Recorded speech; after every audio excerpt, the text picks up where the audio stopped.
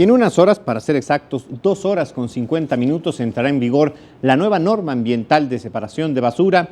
Esta se busca facilite el aprovechamiento de los materiales reciclables, asegurando así que también los orgánicos se conviertan en composta y los reciclables se aprovechen como materia prima para la fabricación de otros productos.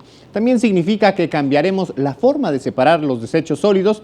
Ahora los clasificaremos en 4: orgánicos, inorgánicos, reciclables inorgánicos, no reciclables y por último los de manejo especial y voluminosos. La Secretaría del Medio Ambiente capitalina señala también que reducir el consumo y cambiar el estilo de vida contribuye a un mejor manejo de los desechos, y es que hay productos que implican la generación de varios residuos. Por ejemplo, comprar un café implica hasta 8 productos más, es decir, el vaso, la tapa, el popote, la cuchara, la servilleta, el sobre del azúcar y de crema, hasta cartón corrugado que envuelve este vaso. Por ello, la dependencia le pide que antes de comprar o adquirir un producto considere si realmente lo necesita o si lo puede conseguir sin tantos empaques.